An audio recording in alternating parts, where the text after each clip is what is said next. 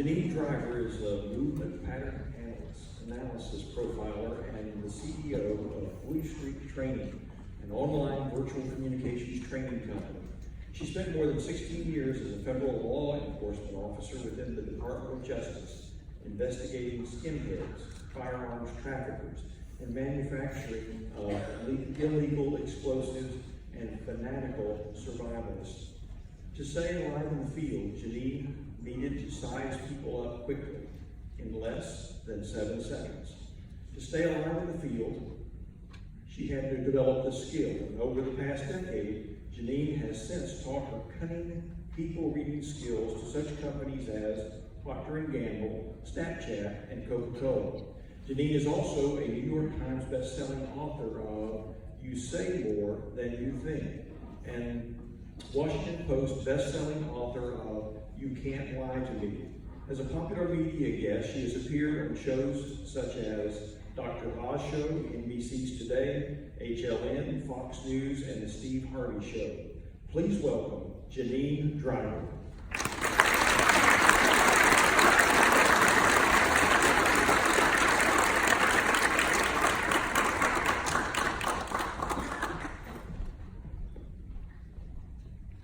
Want to see something cool? Yeah? In my right hand, I am holding a tiny little paper ketchup cup. This tiny little paper ketchup cup, what most people don't know is that less than 1% of these ketchup cups ever reach their full potential. And that is a made-up statistic to get your attention. In all seriousness, these little tiny paper ketchup cups, when you go to get them, how many do you have to fill up with ketchup? So like 1 or 2? A minute. This is a participation part of the program. 3, 5, a tray full. What most people don't know is that there's little folds in this paper ketchup cup that, if you pop it open, can turn to 3 times its size. Where in your life do you have untapped potential that's hiding in plain sight? Maybe it's not hiding at all. Maybe you know your own potential. It's just you didn't do anything about it because you don't want to challenge the status quo. Or maybe because you just want to, be like everybody else. Or because you thought you were doing the right thing at that time and you didn't speak up. And now your car payment is more expensive than you thought it was going to be because you didn't try to pull at the folds that are right in front of you. Or maybe because you just didn't know what to say. You ever have one of those moments where you're like, I feel like I could have gotten what I wanted if I just knew what to say? You ever had those moments? We're going to flip that script today. There are 3 words to getting what you want. I teach these words to people around the world, and I'm going to share them with you today so you can start getting what you want. Those 3 words are decided, those LY words. You know the LY words? Typically, usually, normally, ordinarily, so the LY words. And the last one is the most powerfully persuasive word, which is the word because. And we're going to explore these 3 words, and to help us remember them, I've created a little cheeky expression for us. It's decidedly because changes what was. Decidedly because changes what was.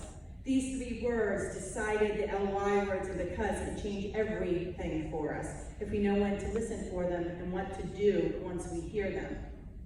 Now, I'm going to share with you a couple stories, and we're going to have an interactive exercises. We're going to do our own little studies here. We're going to see how do these words show up in our lives, and how come we're missing them, these paper-folded cups in our lives, and we're not hearing them. What's happening to us, and what do we do in those moments? I'm the oldest of 3 children. I have 2 younger sisters. My husband is the oldest of 3 children. He has a younger brother and a younger sister. When my husband and I got married, we all thought, both of us and our families, that we would end up with 3 kids. That was our dream right out of the gate, right? So we come from family of 3, we're going to have 3. After we gave birth to Angus, we realized how wrong our dream was. It wasn't going to happen. We struggled with infertility for 7 years. And I'm not alone. Statistics show, according to the CDC, it's about 8 million women are struggling with fertility and carrying the baby. For me, I had 3 miscarriages. One of the miscarriages happened in a room similar to this on a stage, speaking in front of 1,482 people while on the stage. And I remember, I guess we're not going to give birth to more kids, so I remember thinking that dream is over. And then I discovered something called an egg donor. I never heard of such a thing. And what it is it's an anonymous egg donor, a woman, who donates her eggs, and we can get them and match them up with my husband's DNA, and then I carry the babies.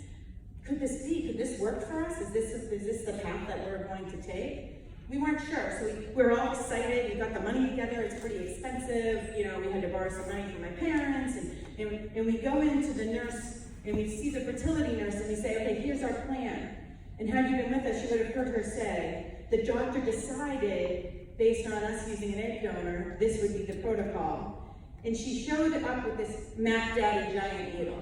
Like, this looks like something you'd use in the Olympics, like to do a pole vault or something. It was like this, I mean, literally, I had already done in vitro with little teeny, like, diabetic-sized needles, but this monster, you're gonna be kidding me. And I saw it. Have you ever had an experience where you did one of these facial expressions, you went like this?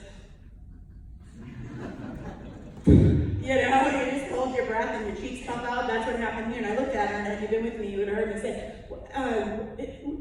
what's up with that? What's up with that needle right there? She's, oh, you're going to need to take this twice a day, the month before getting pregnant, and every day during your first trimester. I burst out crying. I knew immediately our dream, once again, was squished. We will not be carrying more kids. And the reason I knew that had nothing to do with the needle or the fact that I needed to take 2 of them at 160 days of my life, but I had to take them at exact times during the day. Now let me back up. I'm retired from federal law enforcement. I worked for the Bureau of Alcohol, Tobacco, and Firearms for 17 years. My dad said I turned my hobbies into a career, drinking, smoking, and shooting. I don't do any of those things anymore. And I worked for ATF for 17 years.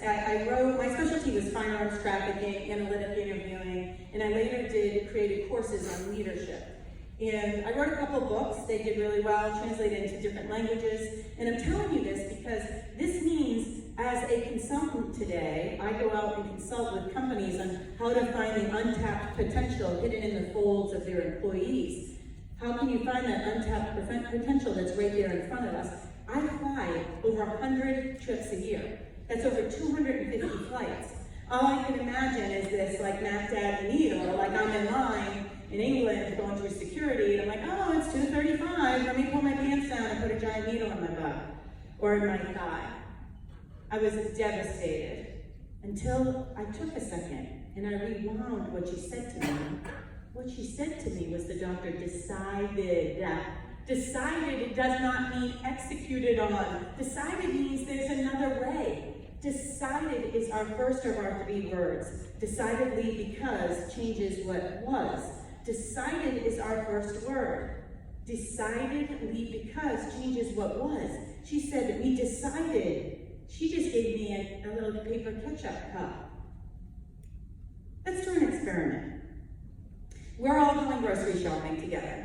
And we get 12 items at the grocery store. And we put them on the conveyor belt, but I decide to put one thing back, the very expensive facial lotion. It's just ridiculously overpriced. So we have 12 things, I decide to put one back. How many do we buy? Many of you will think in your heads, 11, and I hear some people shouting out 11, right? You're like, well, Janine, you said there were 12, you put one back, so 12 minus 1 is 11. I didn't say I put one back, though. I said I decided to put one back. When someone says the word decided, it does not mean it's executed on. I could say I decided to put it back and then change my mind and decided to buy it again last minute. Now maybe you're like my husband and you're like, all right, this is ridiculous. You're like playing with semantics here on the words. If you decide to do something, Janine, it means you do it. If you decided not to buy it, then you wouldn't buy it. So let's do another experiment. Here we go.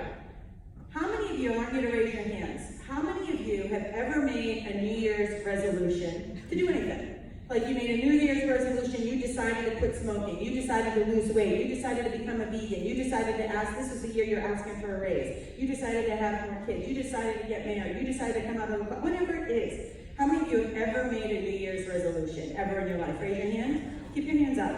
Now, I want you to put your hand down if you did not execute on that decision in the time you expected to execute on it?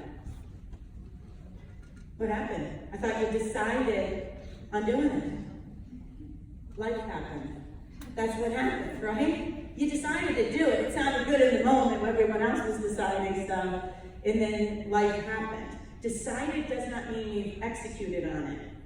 There was a study done at Scranton University, and what they discovered is that anyone who decides to do something as a New Year's resolution, only 8% of us actually meet that decision that we made. Only 8% of us. Let's go back to the grocery store. Where does this word decided live? What I found out is working with corporations across the globe is they would always ask me way beyond how do I find and untap into this hidden potential. They would ask me about motivations. They would say things like, well, how is my client or my patients or my employees, how are they motivated to spend their time and energy with decision making? And decision making kept being brought up a lot in motivation. So I did what anyone would do in this situation. I Googled to see if I could find out the answer. And I found a program at Columbia College in Chicago. And it was a decision making program that linked body movement to how we make decisions. And I took this year-long certification program, and now I'm what's called a decision profiler. And what I learned is while we drastically make decisions differently, what we all have in common is we all go through the same 3 stages of decision making. So let's go back to the grocery store. I'm going to show you these 3 stages of decision making. All of us go through this. So the first stage is research.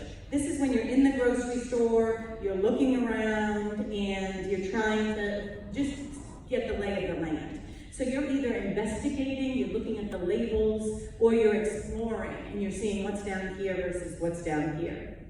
This stage of decision making is called research, that yellow box. In the orange box, this is where we do reasoning. This is, I'm gonna take the wheat bread. No, I'm gonna get the Italian bread. Oh, no, let's get the organic milk. Well, let's not get milk, let's get almond milk instead. This is where you reason. This is where we stand our ground. This is where determining lives and evaluating lives here. What's important to me? What am I willing to take a stand for? What are my priorities? The why lives in this orange box of reasoning. The last step is the result, the blue box. This is where you buy the groceries and you literally are walking out of the grocery store. It is the result. The decision has been made. While the yellow box and the blue box are interesting, what we're going to be talking about today is that orange box, reasoning. All 3 of our words live in reasoning. They're roommates with one another. Decidedly because changes what was. I decided that I would never use drugs. If you're an HR person or you're a recruiter and you ask a potential employee, have you ever done drugs? And they say, I decided in high school I'd never do drugs. Please don't write down stated they never did drugs. Just because someone decided to do it doesn't mean he wasn't snorting cocaine in the car to get a little boost of energy for the big interview. What about if you ask your boss for a raise and your boss says, hey, listen, after we looked at our budget, we decided we're just not going to be able to give you a raise this year. You know what that is? That's a paper ketchup cup right there. Your boss just told you if you fight for it, you can get it. And the last thing you want to do is find out that everybody else that has your same position did fight for it and they got it and you didn't. Here's my rule of thumb. Before, whether it's decided or whether it's these LY words we're going to go into in a second, I say this. I believe that God created Earth in how many days? 7 days, right? So God creates Earth, right? And I think at the end of Him creating Earth, He does one of these. Not bad. Not bad. So for me, what I say is at the end of 7 days for me, on that 7th day, as it's ending, I say to myself, am I going to clap my hands and say, not bad? Or am I going to say, I wish I had opened up that opportunity. I wish I had pushed the boundaries just a little bit more. Just a little bit more. Decidedly because changes what was. Let's look at the LY words now. Let's look at the LY words. Back at the grocery store, here we have 2 chunks of meat. Picture A and picture B. Picture A says 100% natural grass-fed and grass-finished organic meat. Picture B says typically 100% natural grass-fed and organic meat. Which meat do you buy if you buy meat? Right? How many people buy A? Let me see your hands. How many people buy B? B would be weird, right? Would you see this in a store? Maybe you're like my friend, Paul from Seattle, who said, dude, you gotta give a different example. You would never see typically organic meat on a label. It's illegal. You need a different example. I go, Paul, that's my point, buddy. My point is, if you saw this in a grocery store, you would think this is ridiculous, right? You'd be like, well, what do you mean? It's either organic or it's not. But yet when we hear things like this, how come we don't stop and say, wait a minute, that's ridiculous? Typically, we don't hire people from the outside. Normally, we don't negotiate salary to that extent. Usually, promotions don't happen until you're 18th month into the role. So we hear all these LY words and we're like, oh, okay, I can't apply for a promotion right now. Oh, okay, I can't ask for a raise or a parking spot. If you hear these LY words, that's a paper cut. All you need to do is pull at the boundaries a little bit to get what you want. I want you to imagine the word decided in these LY words, normally, usually, typically, basically. I want you to imagine them like this. Have you ever had a visitor, unexpected, come to your house? They're fun, right? Your living room is a disaster, or your dorm room is a mess, and you have a surprise visitor that just shows up. And you take all the crap in your living room and you throw it in that closet in your front hall as fast as you possibly can.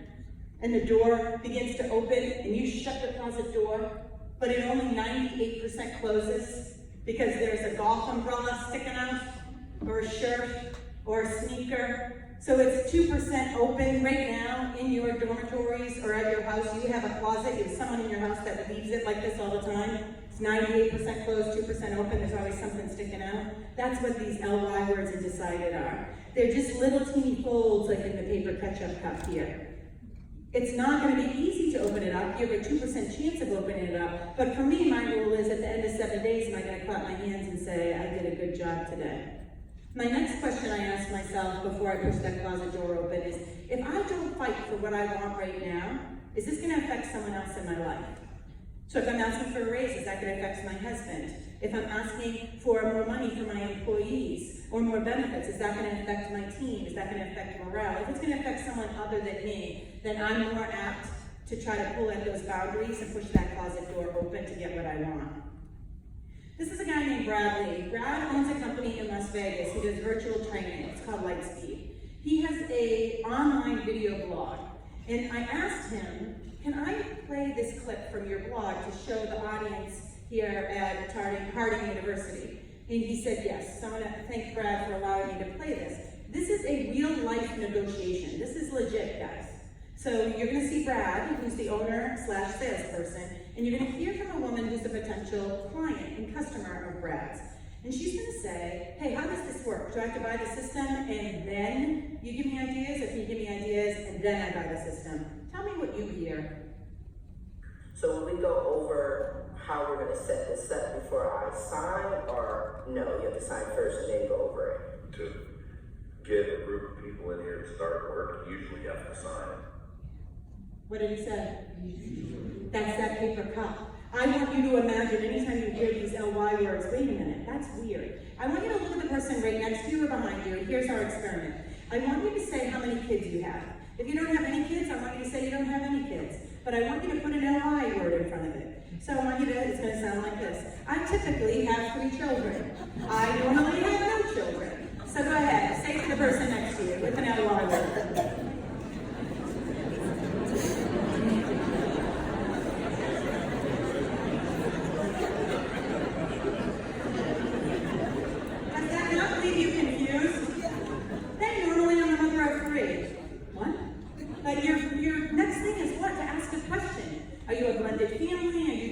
Did you lose a child? Are you thinking of adopting? It creates that uncertainty. When you hear LY or decided, I want that alarm to go off as if someone is saying, normally I don't have children.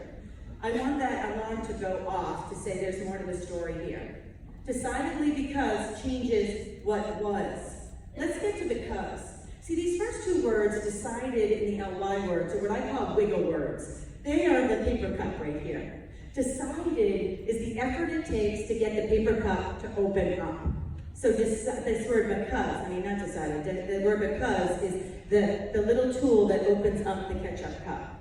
Because. Because is the most influential word in the English language. Here's how it works. When we use the word because, it ends up in this stage of reasoning. Because is the roommate to decided in the LY words. They're all best friends, they're besties. You have a because friend in your life.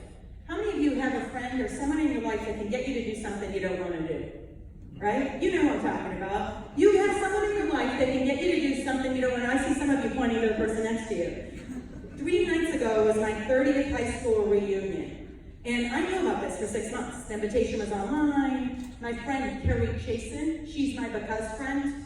She's like, do you come into the high school reunion? I'm like, no, I'm not coming. I didn't even like high school. It's not happening. So right, she's relentless. She sees that closet door, 98% closed, 2% open, and she's constantly relentless. She wants to open up that ketchup cup. Constantly. So guess what? Email, Facebook, private message. 2 weeks ago, I get a handwritten card. I'm from Boston originally. I live in the DC area now. I don't even know how she got my home address. She sent me a handwritten card. And it's like, dear Janine, these are all the things I admire about you. This is why I want you to come to the high school reunion. Because, and lists a bunch of stuff. She called me up, did you get my card? I'm like, yeah, she's you coming? I go, no, still not coming. Guess what happened? 2 days before the reunion, it's lighting up my phone like a Christmas tree, right? I'm getting text messages, private messages on Facebook, non-stop from Carrie Chasen. She goes, you know, we only live once. Your mom died of breast cancer at 66, and you know, this is our 30th. You're not going to be back till we're 40th next. We only need you for, you know, just this one time. It's 10 more years. You know, your mother left the party. Like, she's like guilting me. And you know, when I did, I bought a $600 ticket when I could have bought it 6 months earlier for $200, and I went to the high school reunion, and I had a problem. Because of the Carrie Chasens in our life, these are those people that push the door open. They see that opportunity, and they're relentless. You have kids like this. You have several kids. You know the kid, hey, can we go get ice cream? No, it's freezing outside. You don't need ice cream. It's March. It's ridiculous. Can we go get ice cream, Mom? No, it's absolutely insane. It's ice cold outside, snow on the ground. Then that one kid, you know, when one comes to you, can we go get ice cream? Fine, let's go. Everybody thinks, all the other kids think that's the favorite. That's not the favorite. That's the irritating one. That's the irritating one that's going to ask nonstop until they get their way. Until they open up that ketchup cup, right? You know what I'm talking about? That's the word decided. That's the word decided. Decidedly because all end up in reasoning. Decidedly because changes what was. I have what's called the because challenge. I have my clients, anytime you hear decided or the LY words, to use a because. And I got an email from one of my clients that said, Janine, here's what happened. They're an HR processing company, and the client had to choose their health insurance plans. So they called and said, hey, okay, for your insurance plan, what would you like? And he said, oh, we decided we're gonna wait till next month to pick our plans. She heard what? Decided. And then he said, because typically we don't even talk about it in-house for another month anyway. She heard what? The LY word, typically. So guess what she did? The because challenge. She said, listen, Mike, because you had a fire this year, and because this created uncertainty with your employees because you're in temporary office space, don't you think it might be a good idea to consider picking your plan sooner than later? Because when you do, it'll create certainty, and your employees will know it's business as usual. You know what Mike said? What a great idea, I didn't even think of that. 7-minute phone call. 7-minute phone call, she used because to get what they want. What she wanted. I teach this to law enforcement, to CIA operatives. I teach this across the globe. If you use these words, you can get what you want. This is my favorite ketchup cup story. Allow me to introduce you to my 3 sons and my husband. This is my husband, Lee, my oldest son, Angus, and our 2 little ones, our babies, Charlie and Jack. See, when the nurse said decided, the doctor decided, I said to her, well, you know what? Because I travel on all these planes all the time, this isn't an option for me. Is there another option? She said, yeah, there's these hormone pills. And I said, well, how do they work? And she said, well, typically you have to be 35 years or younger, Janine, to be able to take the pills. And I said, wouldn't you agree I'm not a typical patient? She said, yes. And I go, because I'm not a typical patient, and because I travel so much, and because I have the money right now to pay for this other way, would you be willing to ask the doctor if he'd make an exception? And she said, I'll give it my best. And she walked out.